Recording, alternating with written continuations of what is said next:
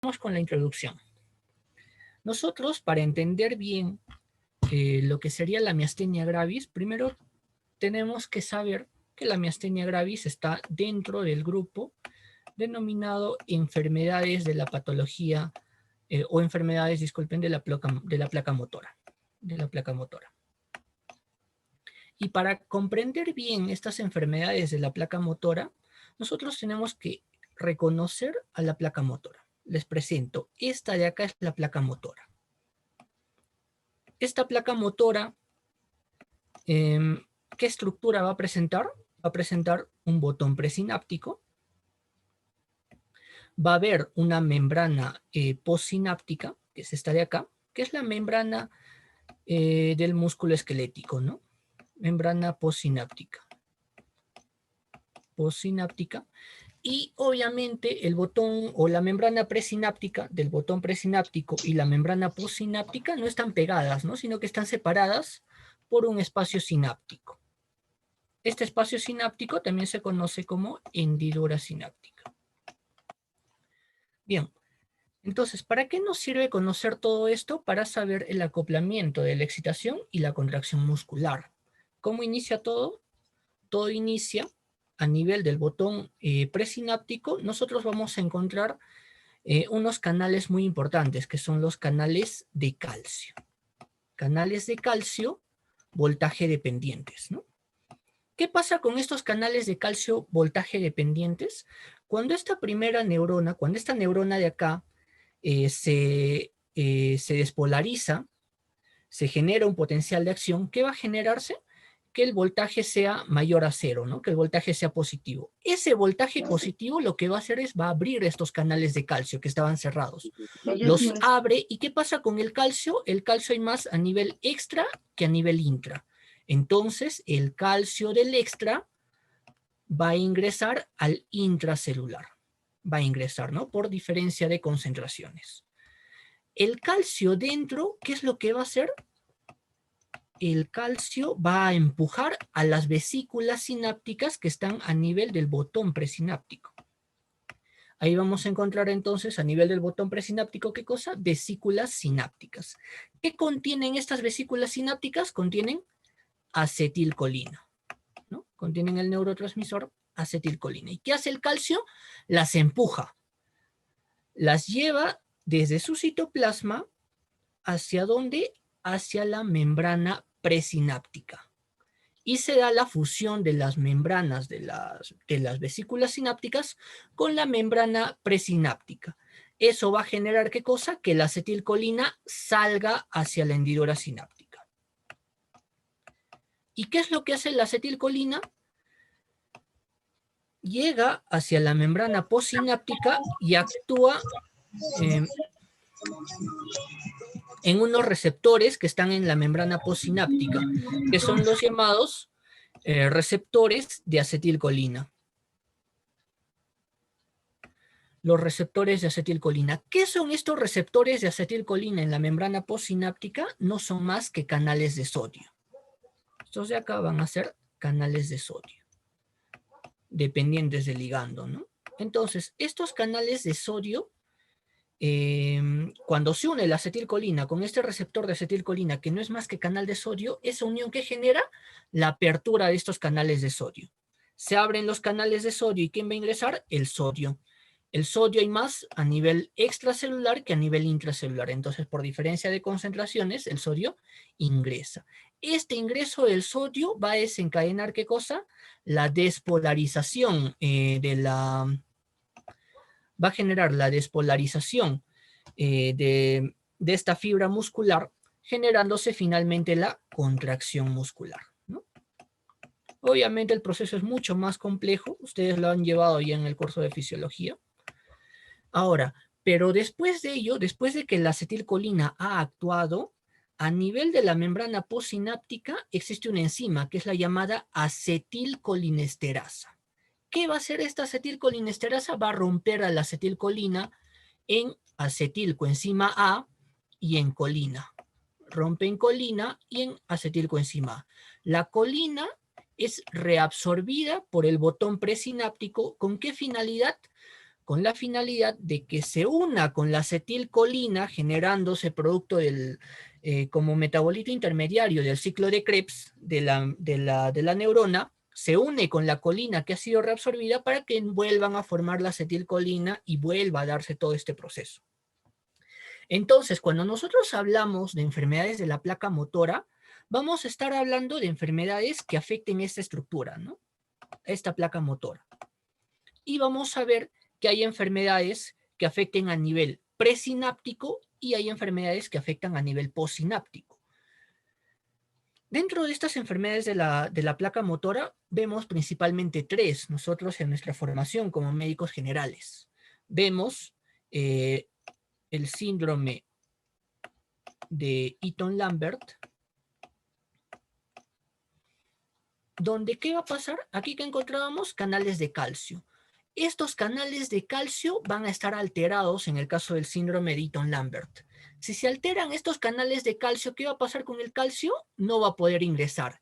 Si no ingresa el calcio, las vesículas sinápticas no expulsan la acetilcolina del botón presináptico y ¿qué va a pasar? No se va a dar la contracción muscular, generándose debilidad muscular.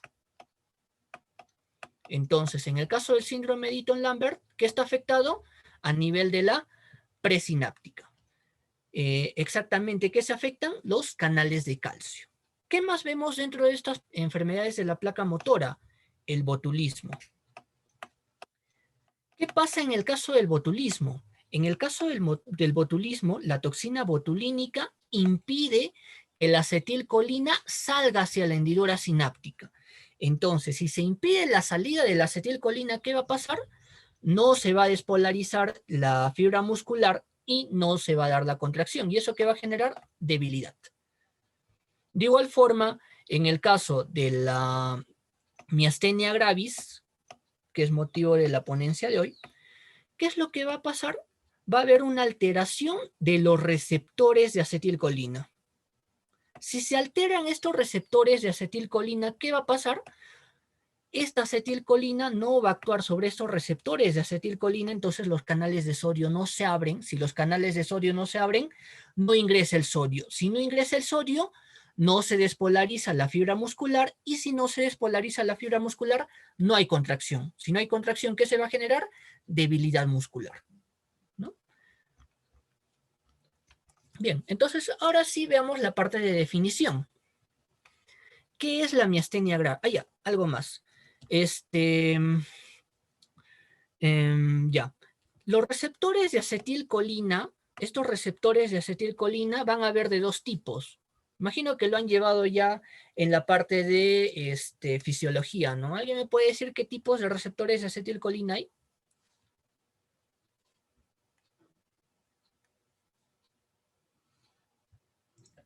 Chicos, pueden escribirlos en el chat y yo se lo leo al ponente.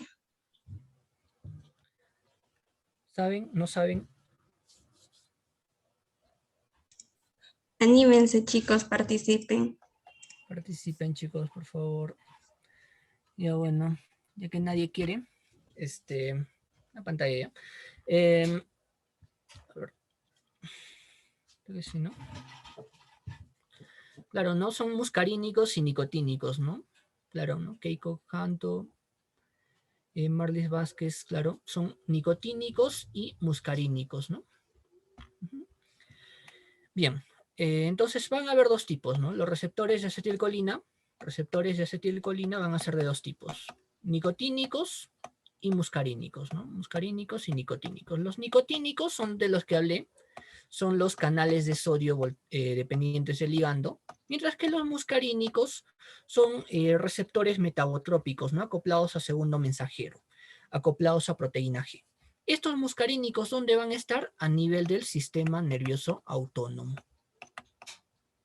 A nivel del sistema nervioso autónomo, ¿no? En el simpático y parasimpático.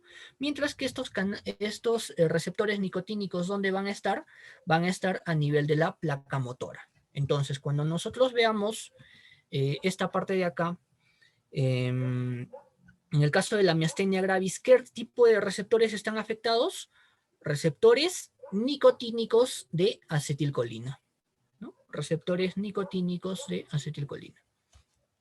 Bien. Sigamos entonces. Ahora sí veamos la parte de definición.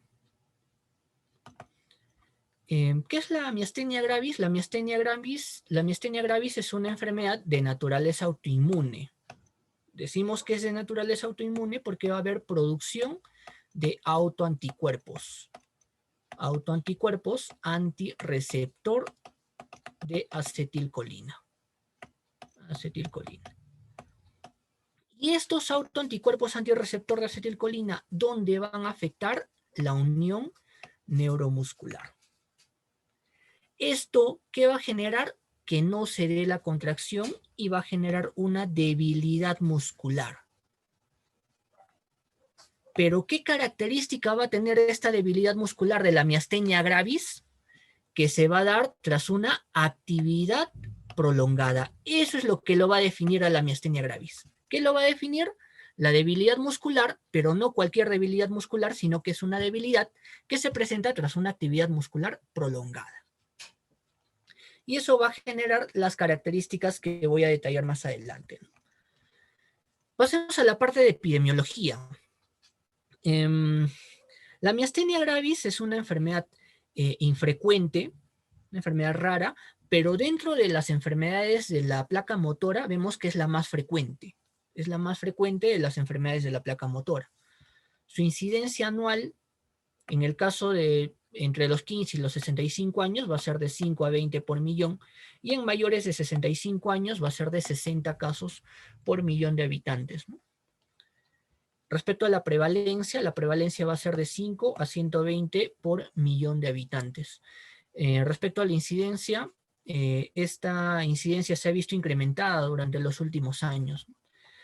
Respecto a nuestro país, no hay ningún estudio epidemiológico a gran escala que nos pueda dar la incidencia o la prevalencia de esta enfermedad. Lo más cercano que he encontrado fue Argentina, con una incidencia anual de 38,8 casos por millón de habitantes. Respecto a esta enfermedad va a estar asociada con ciertos HLA, HLA-A, el HLA-B8, el HLA-DB3, como una enfermedad de naturaleza autoinmune, ¿no? Va a ser más frecuente en mujeres, con una relación entre mujeres y varones de 3,5 a 1. Y la edad de inicio también va a variar entre mujeres y varones. En el caso de las mujeres, la edad de inicio va a ser entre los 20 y 40 años. Y en el caso de los varones, la edad de inicio va a ser después de los 50 años, ¿no? Los factores de riesgo, respecto a la etiología de la enfermedad, no vemos una etiología específica dentro de la enfermedad, pero de lo que sí vemos es de factores de riesgo. Van a haber factores de riesgo ambientales que van a actuar sobre factores de riesgo hereditarios. Y esto va a desencadenar, ¿qué cosa? La enfermedad, ¿no? La enfermedad. ¿Qué factores de riesgo ambientales vamos a ver? Fármacos como el interferón, como la de penicilamina, por ejemplo. Contaminación, agentes infecciosos, principalmente agentes virales, como el citomegalovirus, el virus de Epstein-Barr. Y ya que estamos hablando de agentes infecciosos virales, se dio un reporte de caso de una miastenia gravis, de un caso de un paciente de 86 años, que ingresa por infección de SARS-CoV-2 con una neumonía bilateral, producto de una infección por SARS-CoV-2, y que a los 4 días empieza con clínica propia de miastenia gravis, ¿no? Bueno, simplemente es un reporte de casos, un reporte de un caso.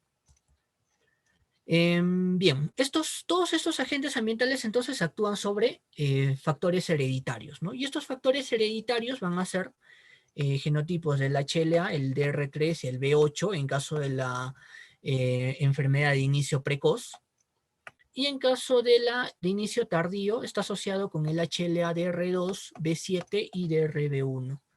También en un 5, un 10% de los pacientes vamos a encontrar antecedentes familiares de miastenia gravis o también de otras patologías autoinmunes, ¿no? Como el lupus eritematoso sistémico, como hipertiroidismo, como artritis reumatoide, pénfigo, polimiositis, sarcoidosis. Y algo importante es que un 75% de los pacientes, que en un 75% vamos a encontrar patología tímica. ¿Por qué es importante esto? ¿Por qué? Porque la existencia de estos autoanticuerpos van a ser formados ¿dónde? A nivel del timo. Entonces, a nivel del timo se producen estos autoanticuerpos y estos autoanticuerpos finalmente actúan ¿dónde? Actúan a nivel de la placa motora. Y esta patología tímica, en un 65% de los casos, va a ser hiperplasia folicular linfoide y en un 10% de los pacientes va a ser un timoma. Importante, ¿por qué? Importante saber esto para el tratamiento. ¿No? Un caso de una miastenia gravis con timoma se trata diferente que un paciente con miastenia gravis que no presente timoma. Bueno, esto ya les detallé. Ahora hablemos de la fisiopatología. Entonces, ¿qué pasa en el timo? En el timo se da la producción de autoanticuerpos antirreceptor de acetilcolina, ¿no? Autoanticuerpos.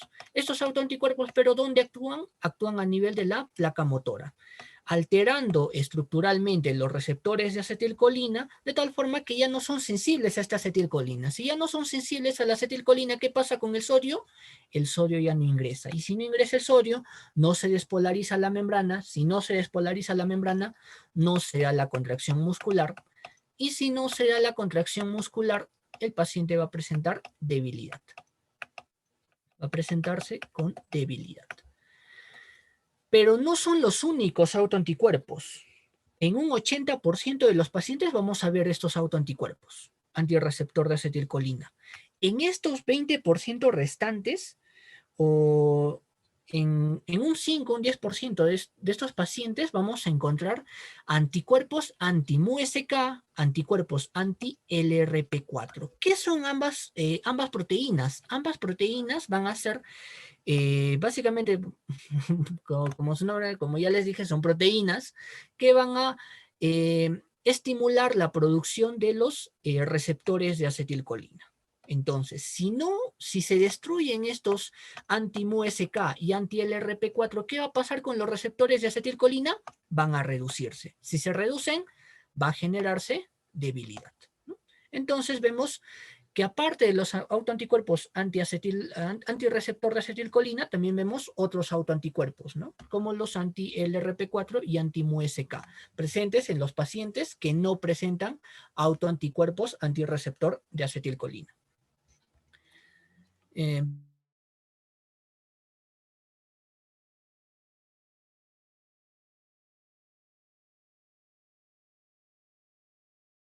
Sospechar que un paciente esté con o padezca de miastenia gravis.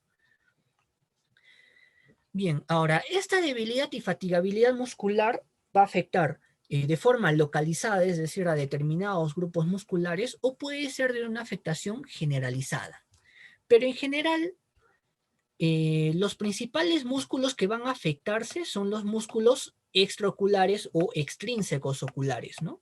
Músculos extrínsecos oculares.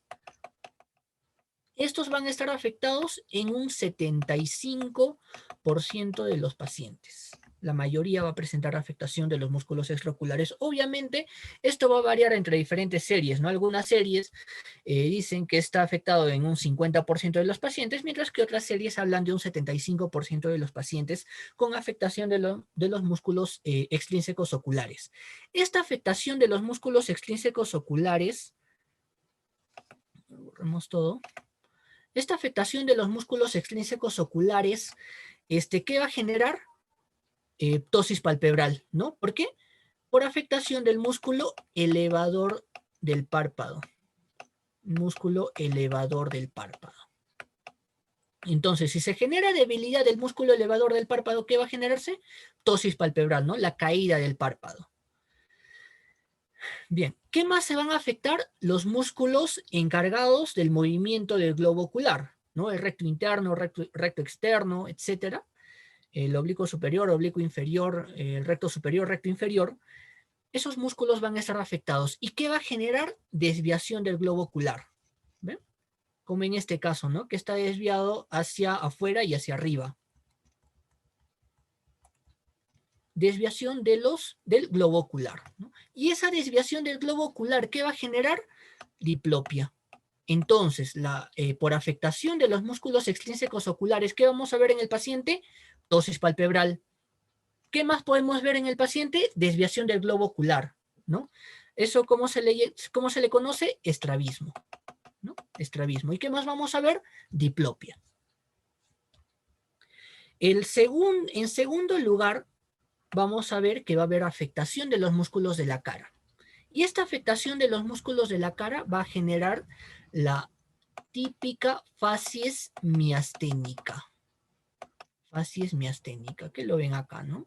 Que es un rostro lánguido, ¿no? Del paciente, un rostro melancólico en el paciente. También vamos a ver afectación de los músculos vulvares, lo cual va a generar disartria, disfagia, ¿no? Disartria, disfagia, afectación de músculos del cuello, de la...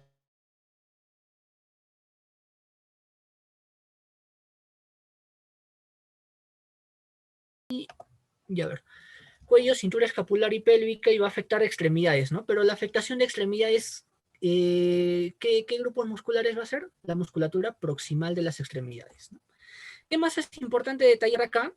Que la afectación de los músculos extraoculares va a ser asimétrico.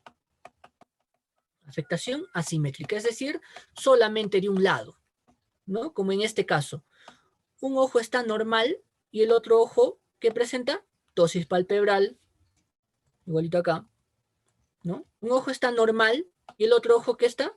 Está desviado hacia afuera y hacia arriba, ¿no? Entonces la afectación de los músculos extraoculares es asimétrico. Mientras que del resto de los músculos, la afectación va a ser simétrico. Va a ser simétrico, es decir, ambos, ¿no? Si está afectado mi brazo derecho, también mi brazo izquierdo, con la misma intensidad, simétrico. ¿Ya? Asimétrico en los músculos extraoculares y el resto de los músculos, la afectación va a ser simétrica. Sigamos con el cuadro clínico, vemos la parte del examen físico. En el examen físico, los reflejos van a ser normales. El reflejo fotomotor va a ser normal, no sé, el reflejo tricipital va a ser normal, reflejo patelar va a ser normal, reflejo aquilio va a ser normal. Todos los reflejos van a estar conservados. No va a haber trastornos de sensibilidad ni calambres. Eso es clave, ¿no? Con esto lo podemos diferenciar de otras patologías, ¿no? Por ejemplo, lo podemos diferenciar de la esclerosis lateral amiotrófica, en el cual también va a haber debilidad muscular, pero la debilidad muscular, ¿cómo va a ser? Va a ser asimétrico. ¿Cómo va a ser la debilidad muscular? Va a presentarse, aparte de problemas motores, problemas de sensibilidad. Aparte de presentarse con problemas motores, en el caso de la esclerosis lateral amiotrófica, va a presentar patología neuropsiquiátrica, ¿no? Con demencia. Entonces, eso nos va a ayudar a diferenciar de otras enfermedades, ¿no? ¿Cómo son los reflejos? Normales. Nos va a ayudar a diferenciar de quién? Del síndrome de Guillain-Barré. En el caso del síndrome de Guillain-Barré también hay debilidad muscular, pero esta debilidad muscular se va a presentar con reflejos abolidos. Con reflejos abolidos, ¿no? ¿Qué más nos importa en el examen físico? Maniobras de fatigabilidad muscular que nos van a ayudar a distinguir esta enfermedad. ¿Qué maniobras nos van a servir? Uno, pedirle al paciente que mire de forma sostenida hacia arriba por unos 30-60 segundos. ¿Qué va a generar? ¿No? En este caso el paciente está mirando hacia arriba. Lo que va a generar es ptosis palpebral y debilidad del recto interno, ¿no? El globo ocular se va a desviar hacia afuera. ¿Qué más le podemos pedir al paciente? Podemos pedir que realice abducción de extremidades superiores, ¿no? Por un tiempo de 60 segundos. ¿Y qué va a generarse? Al cabo de ese tiempo o en menor tiempo, que el paciente no pueda elevar más los brazos, no puede elevar los brazos hacia arriba, no puede elevarlos, y va a generar también problemas para las actividades manuales, ¿no? Por ejemplo, al escribir no va a poder escribir el paciente. De igual forma, le podemos pedir que primero que esté en una posición en decúbito supino y que en decúbito supino eleve de forma sostenida los miembros inferiores. ¿Cuánto tiempo? 60 o 90 segundos, ¿no? De 60 a 90 segundos. ¿Y qué va a pasar? Que el paciente no va a poder mantener las extremidades inferiores elevadas por mucho tiempo, ¿no? Va a bajar las extremidades inferiores. Ahora, si queremos evaluar, por ejemplo, la musculatura de la cintura pélvica, podemos pedirle que se levante repetidamente de la silla, ¿no? ¿Cuántas veces? 20 veces. ¿Y esto qué va a generar en el paciente? Fatiga. Si queremos evaluar los músculos vulvares, ¿qué le podemos pedir? Que cuente hasta 50 en voz alta. ¿Y qué vamos a ver en el paciente? Que va a aumentar, ¿qué cosa? La disartria y la disfonía. Bien, ahora veamos la clasificación de la miastenia gravis. La miastenia gravis la podemos clasificar según autoanticuerpos, ¿no? Ya detallé que habían 3 tipos de autoanticuerpos: antirreceptor de acetilcolina, anti-MuSK y anti-LRP4, ¿no? Y los otros son anticuerpos antirreceptor de acetilcolina. Estas miastenia gravis pueden ser generalizadas de inicio temprano, generalizadas de inicio tardío, generalizadas con timoma. Vamos a tener también a una seronegativa que corresponde con un 5% de los 5 o un 10% de los casos de miastenia gravis, en el cual no encontramos ningún anticuerpo, ¿no? Anticuerpos negativos no detectados. La edad de inicio va a ser variable y el timo va a tener afectación variable en el caso de la seronegativa. Y por último, la miastenia gravis limitada solamente a ojo, la llamada miastenia gravis ocular. En estos casos, la presencia de anticuerpos también va a ser variable. Esto de acá no es muy importante. Lo que más me importa es esto de acá, la clasificación de Osserman, que es la más usada en nuestro país. Osserman lo va a clasificar en una miastenia gravis de afectación exclusivamente ocular. Eso le llama miastenia gravis de grado 1. Miastenia gravis de grado 1, afectación exclusivamente ocular. Solamente afecta músculos extrínsecos oculares, no afecta nada más. Afectación exclusivamente ocular. ¿Cuántos son? Representan de un 15 a un 20% de pacientes con miastenia gravis. Ahora, pero tú me dirás, Marco, tú me dijiste hace un momento que la miastenia gravis en un 75% afecta a los ojos. Pero ahora me estás diciendo que un 15 o un 20% es miastenia gravis ocular. Entonces, ¿qué es lo que pasa? Un paciente puede debutar con afectación ocular, pero el 50% en un tiempo de 1 a 2 años va a generalizarse, es decir, va a haber afectación de músculos que no sean extrínsecos oculares, ¿no? En un tiempo de 1 a 2 años. Después de esos 2 años, ya va a ser bastante raro que un paciente que haya debutado con afectación exclusivamente ocular llegue a generalizarse. De igual forma, y bueno, bueno, primero la ocular, ¿no? ¿Y en qué más lo clasifica? En una miastenia gravis generalizada, en el cual va a haber afectación de musculatura ocular y de musculatura no ocular, ¿no? En este caso, en el caso de la generalizada, de igual forma, un paciente puede debutar con afectación de músculos no oculares, pero al cabo de un tiempo puede haber afectación de los músculos oculares. De esa forma, en un 75% de los pacientes va a haber afectación de la musculatura extrínseca ocular. Ahora, esta generalizada, nosotros la podemos clasificar en grado 2A, generalizada leve, que va a ser de comienzo lento, con una afectación generalizada leve, sin alteración respiratoria, ¿no? No va a haber alteración respiratoria. Tipo 2B o grado 2B, generalizada moderada grave, comienzo va a ser más gradual, con afectación generalizada moderada grave, y acá sí vamos a ver alteración de la musculatura vulvar, pero no vamos a ver afectación respiratoria. El caso del grado 3, aguda fulminante, aquí sí vamos a ver alteración respiratoria en un tiempo de menos de 6 meses de inicio del cuadro. Y obviamente si hay afectación respiratoria, el pronóstico va a ser grave, ¿no? El pronóstico va a ser grave. ¿Por qué? Porque va a generarse una insuficiencia respiratoria y va a requerir ventilación. A esta insuficiencia respiratoria producida en un paciente con miastenia gravis, ¿cómo le llamamos? Crisis miasténica aguda. Crisis miasténica aguda. Ya al final hablaré de eso, ¿ya? Y por último el grado 4, que es la grave tardía, donde va a haber una afectación generalizada grave tardía tras años de una miastenia grado 1 o grado 2, ¿no? Es decir, se va a generalizar de forma tardía. Bien, esto es importante, ¿ya? La clasificación de Osserman es antigua de 1950 más o menos, pero es actualmente usada en nuestro país para clasificar la miastenia gravis.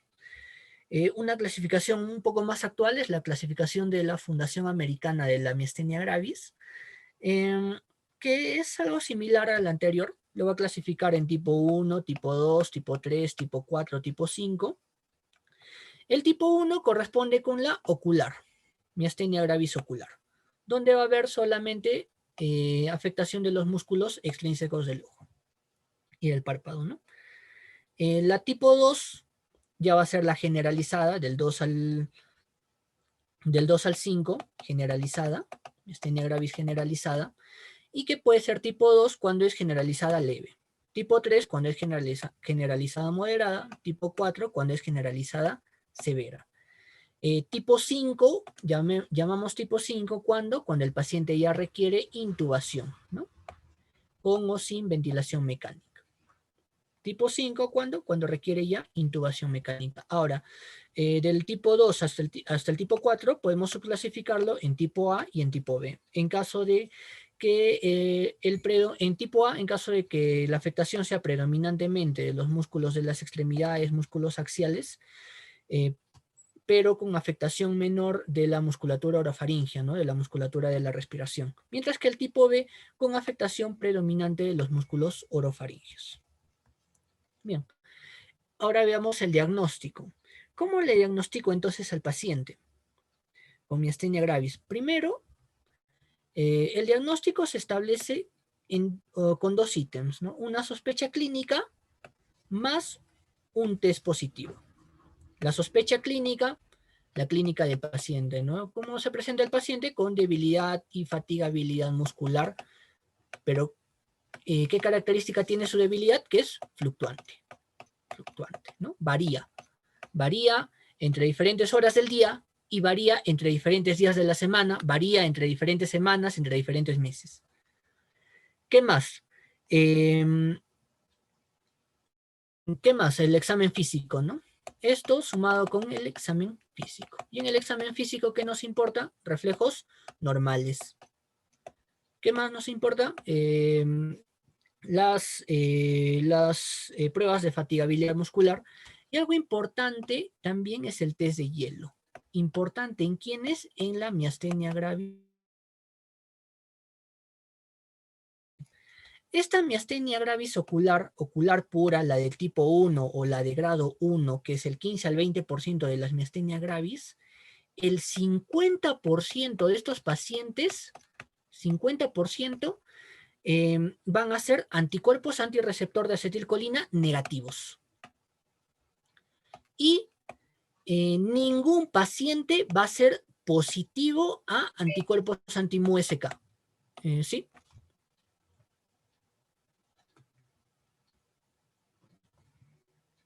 ¿Hay algún problema? No, ahora sí te logramos ¿No? escuchar. Ya. Ya bueno, el 50% va a ser negativo a no va a presentar anticuerpos antirreceptor de acetilcolina. Y el 0%, es decir, ningún paciente con miastenia gravis ocular va a presentar anticuerpos anti-MuSK. Ninguno. Ya, eso es algo importante que quiero que recuerden de la miastenia gravis ocular. Bien, en esos pacientes, en caso de miastenia gravis ocular, puede ser útil, ¿qué cosa? Dentro del examen físico, el test de hielo.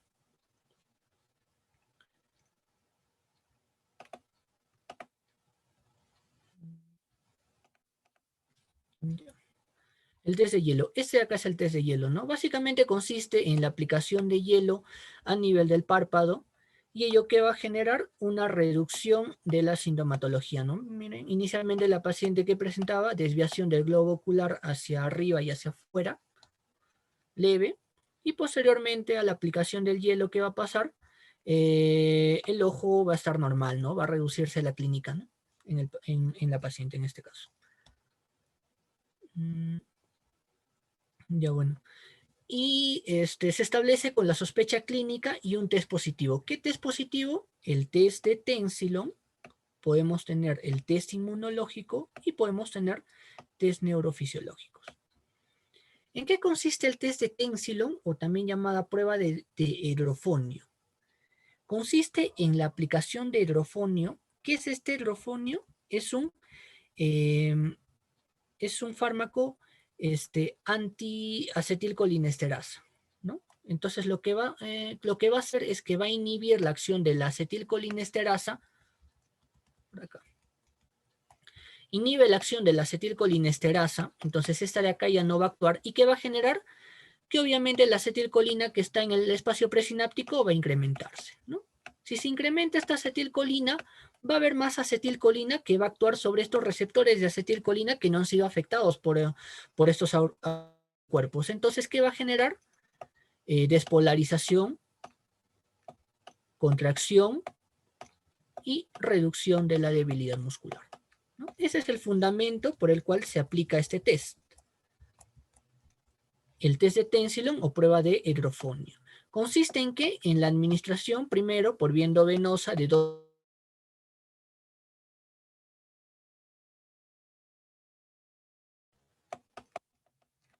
y esperamos, si no vemos ninguna reacción en el paciente, es decir, no presenta bradicardia, no presenta hipotensión, continuamos administrándole 8 miligramos de hidrofonio. En 5 a 10 minutos, rápido nada más, ¿qué es lo que vamos a ver en el paciente? Una reducción de su debilidad. Vamos a ver reducción de la debilidad muscular, pero que va a ser temporal. De tal forma que en 5, aquí puse minutos, ¿no? Disculpen, chicos. Sí, disculpen, chicos. Es en, no, sí, está bien. Y que posterior, no, en 30 segundos, no va a ser rápido. En 30 segundos vamos a ver una reducción de la clínica del paciente. Y que en 5 a 10 minutos después vamos a encontrar ¿qué cosa? Vamos a encontrar que nuevamente el paciente va a presentar, va a presentar la debilidad y fatigabilidad muscular. ¿Sí? Entonces los efectos van a ser temporales. Si pasa todo este proceso el paciente, consideramos un test de Tensilon positivo. Y esto estaría diagnosticando la enfermedad, ¿no? En realidad necesitaríamos más pruebas, ¿no? Como ya lo voy a detallar más adelante. Test inmunológico. Consiste básicamente en la detección de autoanticuerpos. ¿Qué autoanticuerpos tenemos que buscar? Primero, los antirreceptor de acetilcolina, ¿no? Presentes en un 80%, en un 80% de los casos de miastenia gravis, pero en un 90% de las generalizadas y solamente en el 50% de las oculares. 50% de las miastenia gravis oculares. En caso de que sea negativo, de que no encontremos anticuerpos antirreceptor de acetilcolina, si es negativo, buscamos entonces anticuerpos anti-MuSK. Estos anti-MuSK van a ser positivos en un 40%. Mejor borro todo. Ya. Estos anti-MuSK van a ser positivos en un 40% de los que eran negativos a antirreceptor acetilcolina. Si los anti-MuSK son negativos, entonces, ¿qué buscamos? Si estos son negativos, buscamos anti-LRP4, ¿no? Que va a ser positivo en un 10, en un 5, un 10% de pacientes con anti-MuSK y anti-receptor de acetilcolina negativos, ¿no? Ese es el test inmunológico. Si encontramos cualquiera de ellos, consideramos un test inmunológico positivo. Y por último, el test neurofisiológico. Importante. Dentro de este test neurofisiológico vamos a encontrar a la prueba de estimulación repetitiva y también vamos a encontrar a la electromiografía de fibra única. ¿Sí? Encontramos dos. La prueba de estimulación repetitiva y la electromiografía de fibra única. Básicamente, si nosotros sabemos bien de la fisiopatología de la enfermedad, podemos deducir de qué se va a tratar ambos, ¿no? La prueba de estimulación repetitiva básicamente se trata en la estimulación, como su nombre lo dice, de forma repetida, ¿no? De 6 a 10 veces de un nervio muscular, lo cual va a generar la contracción de un músculo, o la contracción, claro, la contracción muscular, ¿no? Va a generar contracción muscular. Contracción muscular. El estímulo de un nervio, va a generar ¿qué cosa? Contracción muscular. Contracción de ese músculo inervado por ese nervio estimulado, ¿no?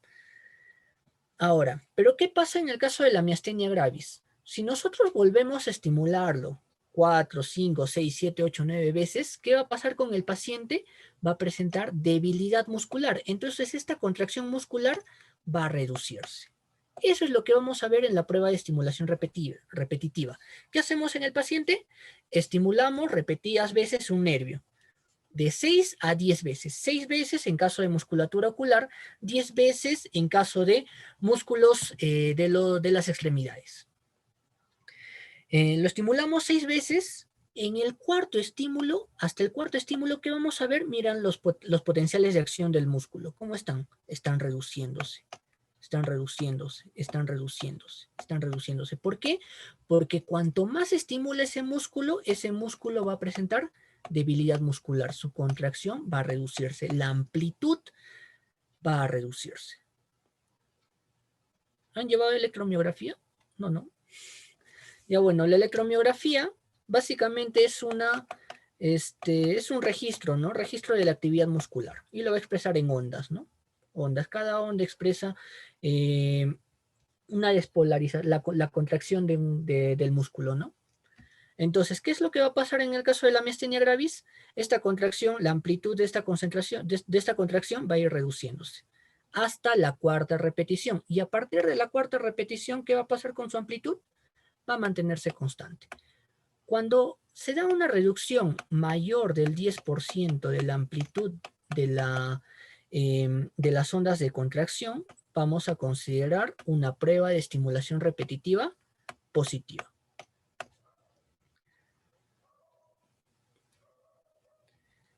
Lo mismo en esta parte. Se está estimulando repetidas veces un músculo, lo cual lo vamos a ver en estas ondas, ¿no? Ondas de contracción.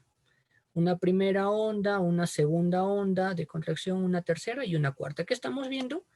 De la primera a la segunda se va reduciendo, a la tercera se va reduciendo, a la cuarta se va reduciendo, y a partir de la cuarta, todas las ondas son de la misma amplitud. ¿Cuándo consideramos positiva? Cuando la reducción de la amplitud de las ondas va a ser mayor del 10%. ¿Por qué es importante la prueba de estimulación repetitiva? Porque su sensibilidad va a ser de un 77%. Pero la prueba principal dentro de estos test neurofisiológicos va a ser la electromiografía de fibra única. ¿Por qué? Por su alta sensibilidad, que va a llegar hasta el 99%. La electromiografía de fibra única, su sensibilidad llega hasta un 90%. Entonces, si la electromiografía de fibra única es negativa, prácticamente vamos a descartar que estemos ante una miastenia gravis. Descartamos miastenia gravis, si es negativa. pero no es específica, ¿no? No es específica. Esta electromiografía de fibra única va a ser patológica también en Lambert-Eaton, va a ser patológica también en botulismo, ¿no? En todas las patologías de la placa motora va a ser positivo. ¿Qué más es importante recordar de la electromiografía de fibra única? Que es una prueba muy dolorosa. Por eso es la última en usarse. Es una prueba muy, muy dolorosa para el paciente. ¿Qué vamos a ver en la electromiografía de fibra única? A ver, recordemos este concepto, ¿ya? Pantalla en negro. ¿Qué es la unidad motora, chicos? ¿Alguien me puede decir?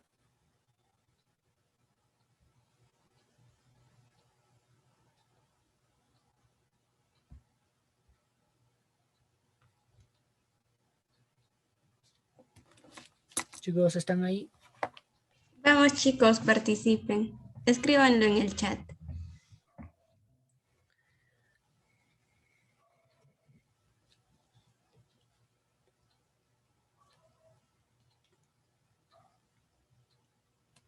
¿Nadie? ¿Se olvidaron?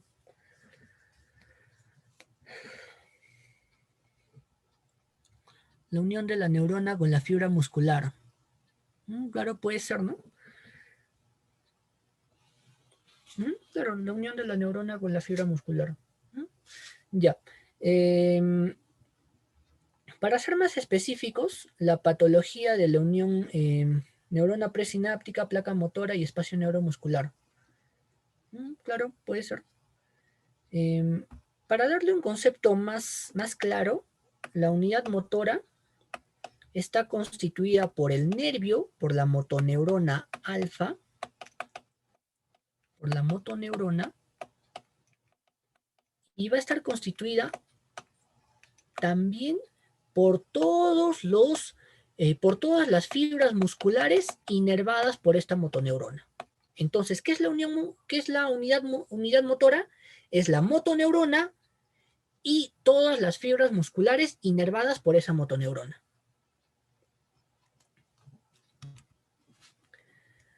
Espero que me hayan entendido para que entiendan esta prueba, la electromiografía de fibra única.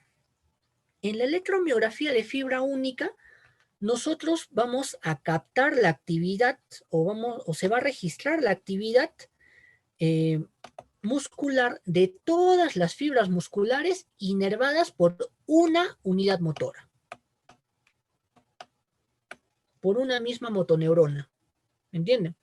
Entonces, todas las fibras musculares pertenecientes a una misma unidad motora van a ser, o la actividad de esas fibras musculares van a ser registradas por la electromiografía de fibra única.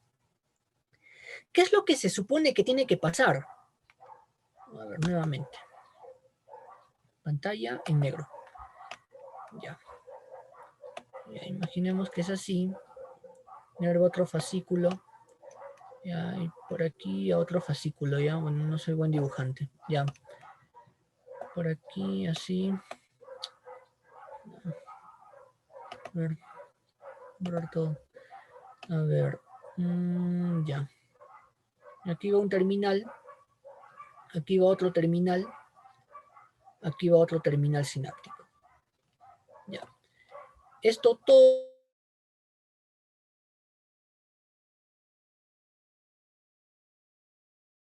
inerva esta segunda fibra muscular y este tercer terminal inerva esta tercera fibra muscular. ¿Qué es lo que pasa normalmente? Cuando viene un potencial de acción, lo normal sería que esta fibra muscular y esta fibra muscular se activen al mismo tiempo. Eso sería lo normal. Su activación casi simultánea, ¿no? Activación casi simultánea.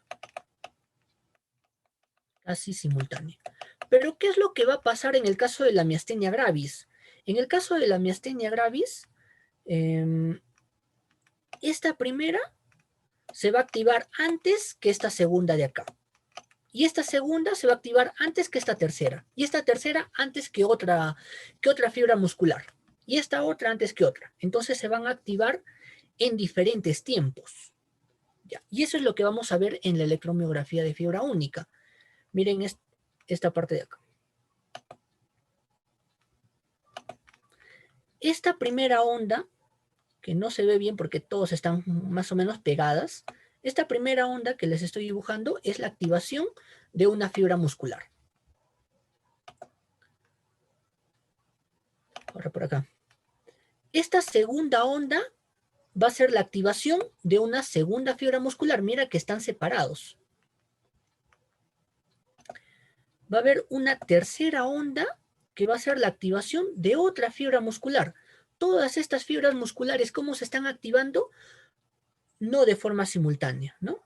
Primero se activa una, luego se activa otra. ¿Eso qué va a generar? Un jitter. A esto de acá, a esta onda gordaza, se le conoce como jitter. Y en el caso de la miastenia gravis, ¿cómo va a estar?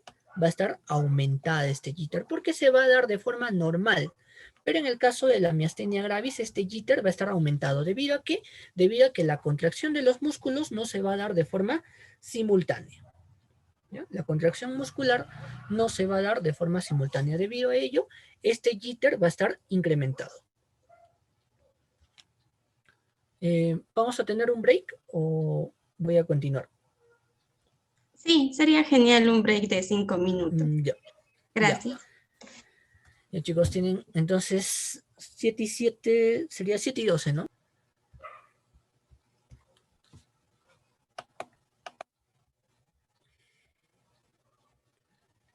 Ya.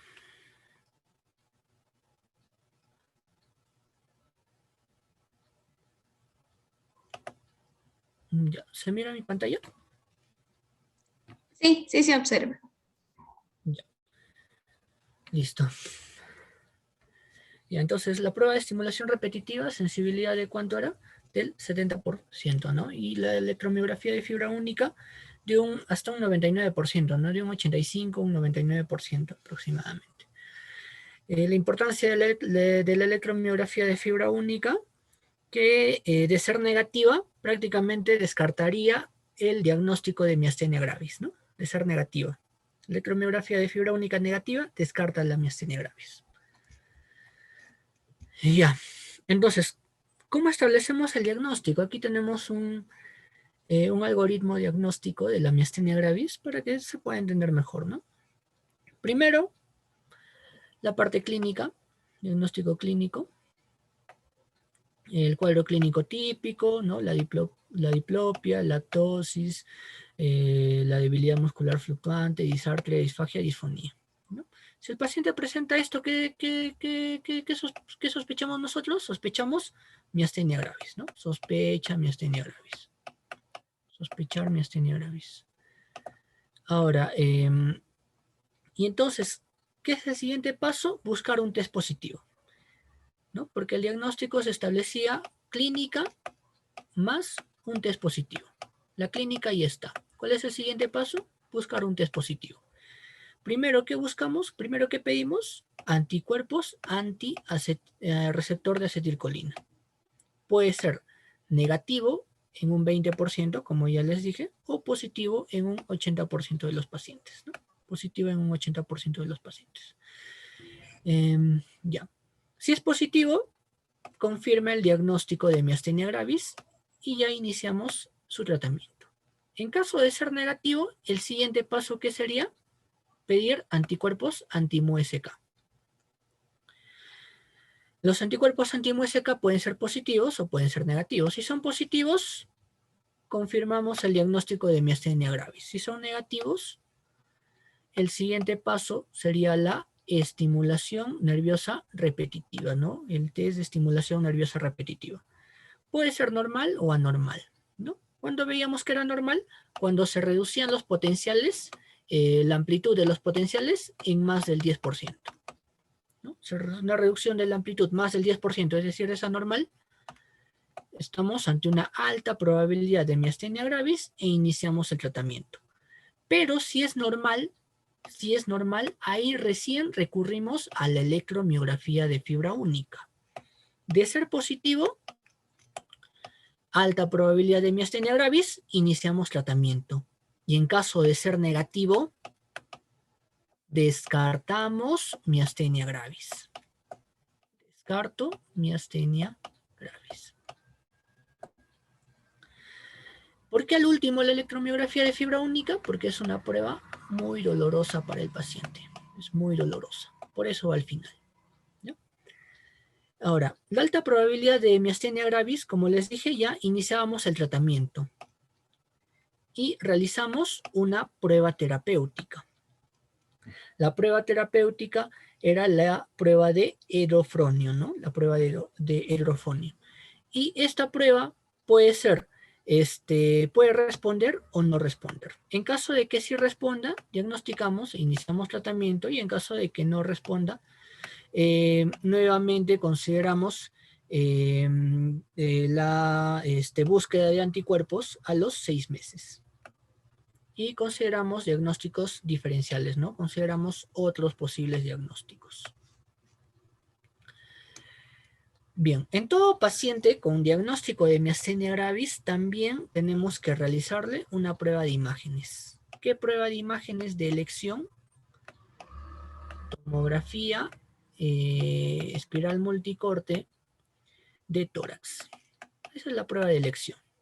O también podríamos recurrir a la resonancia magnética de tórax. ¿Por qué de elección la TEM? Porque esta es más disponible, ¿no? Hasta que traen cupo para la resonancia magnética habrán pasado pues 3, 4 meses, ¿no? 3 a 4 meses. Por eso es de elección la TEM. ¿Y qué buscamos en la TEM de tórax? Patologías del timo. ¿Por qué buscamos patologías del timo? Porque si encontramos en el paciente un timoma, este paciente va a ser tributario a resección de timo como tratamiento. Resección de timo como tratamiento de la miastenia gravis. Timoma, ya bueno. ¿Qué otras patologías de timo pueden haber? La hiperplasia folicular linfoide, ¿no? ¿En qué porcentaje? 65%. Y en un 10% que encontrábamos, timoma. ¿Ya? Para eso le pedimos una TEM de tórax. Bien, ahora sí, ya estamos casi por terminar esta parte, esta primera parte. Hablemos un poco acerca del tratamiento. Ya, a ver. Ya, de rojo, de negro. Bien. ¿Cómo le trataríamos entonces en el paciente? ¿Qué era lo que pasaba? Los anticuerpos antirreceptor de acetilcolina estaban alterados, ¿no? Estaban alterados. Entonces, ¿qué podemos hacer? Nosotros podríamos aumentar la acetilcolina a nivel de la hendidura sináptica. Si aumentamos la acetilcolina acá, va a haber más acetilcolina que va a actuar sobre los anticuerpos, sobre los receptores de acetilcolina remanentes. ¿Y qué va a pasar? Si actúa más acetilcolina sobre esos receptores de acetilcolina remanentes, va a despolarizarse la membrana. Esto va a generar ¿qué cosa? Contracción muscular. Y esto va a generar ¿qué cosa? Reducción de la debilidad muscular. ¿No? Se reduce la debilidad muscular. Entonces, esa es una opción terapéutica. ¿Cuál es? Aumentar la acetilcolina I en la hendidura sináptica. ¿Cómo podemos aumentar la acetilcolina? ¿Se recuerdan que les dije que había una enzima que se llamaba la acetilcolinesterasa? Una enzima, la acetilcolinesterasa, ¿no? Que lo que hacía era romper la acetilcolina. ¿Sí? Ya. Lo que hacía era ¿qué? Romper la acetilcolina, ¿no? Si rompía la acetilcolina, ¿qué generaba? Reducción de la acetilcolina, ¿cierto? A nivel de la hendidura sináptica. Pero ¿qué tal si le inhibimos? Le inhibimos a la acetilcolinesterasa. ¿Qué va a pasar con la acetilcolina? Va a incrementarse a nivel de la hendidura sináptica. Entonces va a haber más acetilcolina que pueda actuar sobre los receptores de acetilcolina remanentes que no han sido afectados por estos anticuerpos. ¿Y eso qué va a generar? Reducción de la debilidad muscular. ¿Quiénes hacen eso? Los inhibidores de la acetilcolinesterasa. ¿A quién encontramos dentro de ellos? A la piridostigmina. Piridostigmina. Piridostigmina. Estos inhibidores de la acetilcolinesterasa constituyen el tratamiento sintomático de elección. En un paciente con miastenia gravis, ¿no? Su acción ha sido comprobada en estudios observacionales. Aún no se han realizado ensayos clínicos aleatorizados debido a que estos estudios observacionales han sido bastante concluyentes, que no justificaría la realización de un ensayo clínico, ¿no? Randomizado. Bien, sigamos. ¿Qué más podemos hacer para aumentar la acetilcolina? Podríamos incrementar la salida de la acetilcolina de la membrana presináptica hacia la hendidura sináptica. ¿Quiénes hacen eso? La diaminopiridina y la efedrina. ¿Qué es lo que hacen? Incrementan la salida de la acetilcolina. ¿Ya? Pero ¿quién es de elección? Los inhibidores de la acetilcolinesterasa. ¿Quién encontramos ahí? La piridostigmina. Ya. ¿Qué más podríamos hacer? Podríamos, borramos todo nuevamente, podríamos reducir los autoanticuerpos, ¿no? Podríamos reducir los autoanticuerpos. Podríamos reducirlos. ¿Cómo los reducimos? Por medio de inmunosupresores. Inmunoterapia. ¿Quién es de elección? Los glucocorticoides. Glucocorticoides, inmunoterapia de elección. ¿En quiénes iniciamos corticoides? En aquellos pacientes en quienes los inhibidores de la acetilcolinesterasa no fueron efectivos. Si no fue efectivo, iniciamos glucocorticoides de elección. Iniciamos con corticoides a dosis altas. Dosis altas, ¿no? Pero como ustedes bien saben, los corticoides tienen muchos efectos adversos. Entonces, ¿vamos a seguir con estas dosis altas? No. Tenemos que reducir progresivamente la dosis a medida que el paciente responde a los corticoides. Ahora, ¿esta reducción de dosis se va a dar en todos? No. Va a haber algunos pacientes que no van a responder a los corticoides. Entonces, ¿qué hacemos? ¿Seguimos dándole corticoides a dosis altas? No, lo vamos a matar por los corticoides. Entonces, ¿qué le damos? Le damos un tratamiento inmunosupresor adicional a los corticoides, de tal forma que nos permita reducir la dosis de los corticoides y este otro tratamiento inmunosupresor aumente el efecto terapéutico, ¿no? Mantenga los efectos terapéuticos. ¿Entienden, no? ¿En quiénes iniciamos entonces la satioprina? ¿En quiénes iniciamos la satioprina junto con los corticoides? En aquellos pacientes en quienes no hemos podido reducir la dosis de corticoides. Y en aquellos pacientes que sean refractarios, ojo que ya le estamos dando al paciente inhibidores de acetilcolinesterasa, ya le estamos dando corticoides y le estamos dando satioprina, y aún así, le estamos dando los tres, y aún así no resulta, sigue con la clínica el paciente, no resulta. Entonces, ¿qué le damos? Solo un ciclo de ciclofosfamida por vía endovenosa. Solo uno. Bien. Y respecto a la... ¿cómo más podríamos reducir estos autoanticuerpos antirreceptor de acetilcolina? ¿Cómo más? Con la timectomía. ¿Por qué?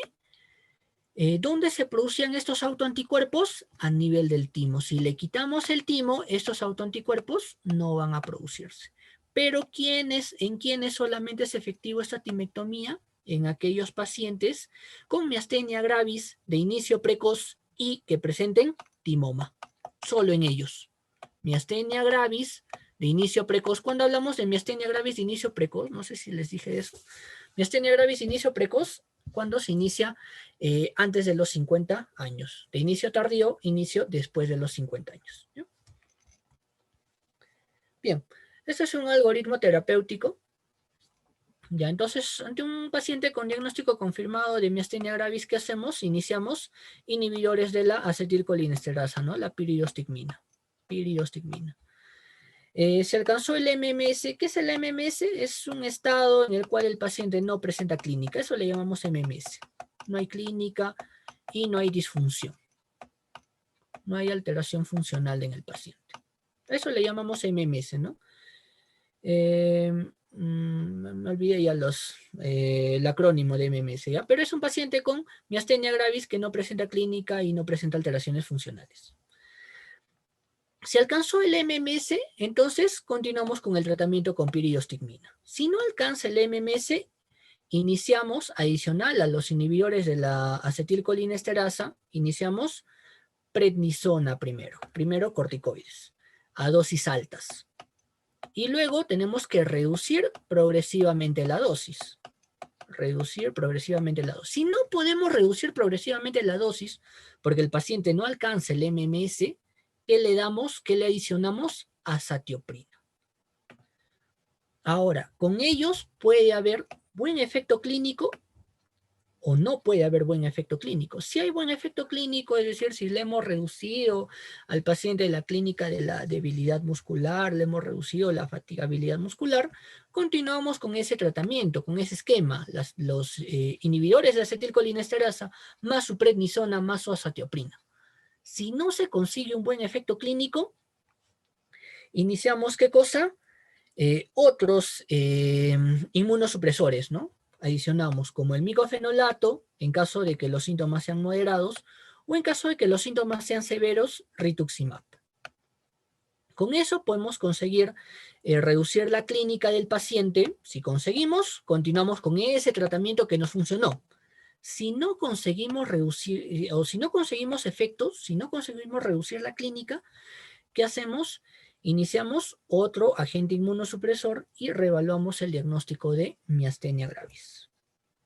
Ya bueno, este es un artículo que les traje de un estudio de corte retrospectivo de 46 pacientes que habían ingresado al Hospital Universitario de Virgen de la Arrixaca, en Murcia, España, con miastenia gravis, ¿no? Ya sea timomatosa y no timomatosa.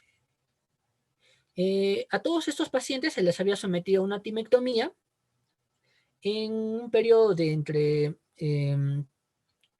6 y 10 años, ¿no? de evolución, y se les evalúa, ¿no? los efectos clínicos en estos pacientes. Lo que se vio es que al cabo de un año después, un 28,3% se encontraron en el grupo de mal resultado clínico.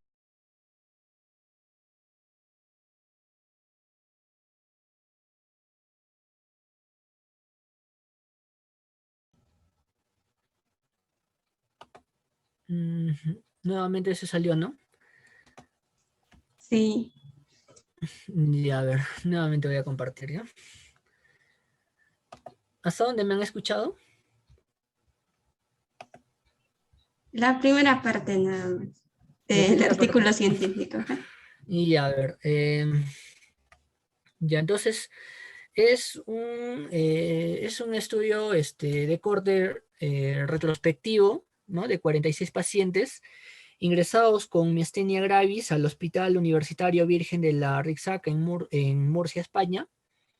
A todos estos pacientes se les había sometido a una timectomía y se evalúa la respuesta clínica. La respuesta clínica lo han evaluado, a ver, lo han evaluado en buen resultado clínico y en mal resultado clínico. Buen resultado clínico, si la clínica se ha reducido, la clínica, hubo remisión completa. Mal resultado clínico en aquellos pacientes en los cuales empeoró el cuadro. Ya. Ok. Mal resultado clínico en aquellos que no se redujo la clínica, en aquellos que empeoró la clínica y en aquellos que fallecen producto de la miastenia gravis, ¿no? La muerte del paciente. Ya. Al cabo de un año de evaluación, Después de la timectomía se vio que un 28,2% se encontraron en el grupo de mal resultado clínico, mientras que un 54,3% de buen resultado clínico, ¿no? Y al cabo ya de 10 años de seguimiento se encontró que un 78% de los pacientes estaban en el grupo de buen resultado clínico, ¿no? Lo que se concluye es que la timectomía sí es beneficiosa, pero con resultados a largo plazo en el tratamiento de los pacientes. Bien, chicos, creo que van a dar ahora sí su test. Espero que hayan entendido. Espero que aprueben.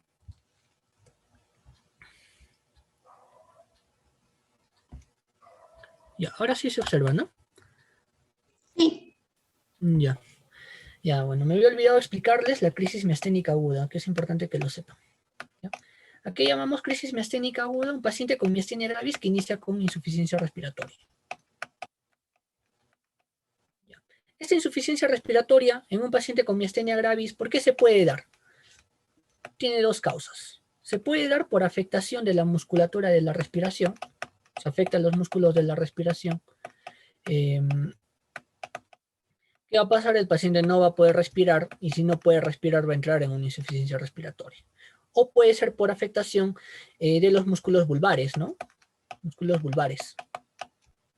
Entonces, por afectación de los músculos vulvares, ¿qué puede generar? Puede generar obstrucción de las vías aéreas superiores y obviamente esto va a generar que el paciente no pueda ventilar y va a terminar en una insuficiencia respiratoria. ¿Cómo lo vamos a reconocer al paciente? El paciente, en caso de que la afectación sea a nivel del músculo, de los músculos vulvares, el paciente va a presentar disfagia, va a presentar regurgitación nasal, un dato clave, va a presentar voz nasal, va a presentar debilidad mandibular, y en el caso de la afectación de la musculatura respiratoria, lo que va a presentar es uso de la musculatura accesoria, ¿no? Uso de la musculatura accesoria. Eso es lo que vamos a ver en el paciente. ¿Y cómo le tratamos? Y a ver, borramos todo. ¿Cómo le tratamos al paciente?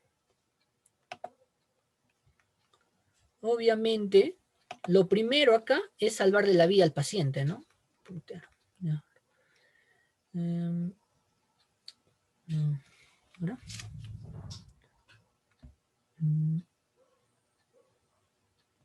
Ya.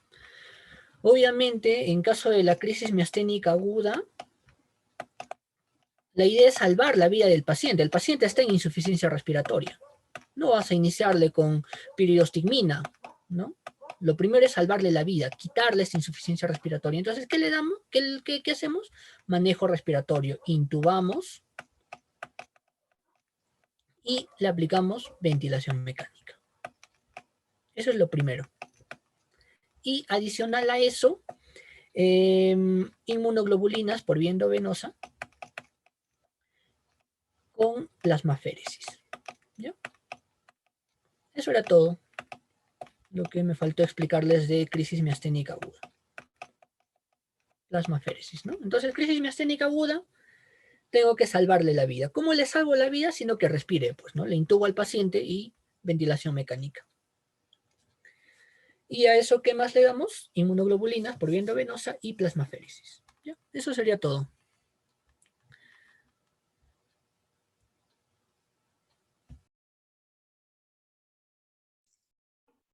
Chicos, no se olviden de, por favor, resolver el post-test para que puedan obtener su certificado. Asimismo, agradecer a Marco por brindarnos y dictarnos esta ponencia que realmente a mí me gustó mucho personalmente. Espero que podamos seguir contando contigo, Marco, y muchas gracias por tu ponencia. Chicos, no se olviden de resolver su post-test y ya pueden retirarse de la reunión. Gracias. Bueno, gracias a ustedes más bien, ¿no? Por la oportunidad. No voy a resolver las preguntas. Al final, o cuando terminen de resolver su post-test, les aparecen las claves de las Ya. respuestas. Ya. Normal, entonces. Ya, gracias por la oportunidad más bien. Ustedes. Gracias, Marco.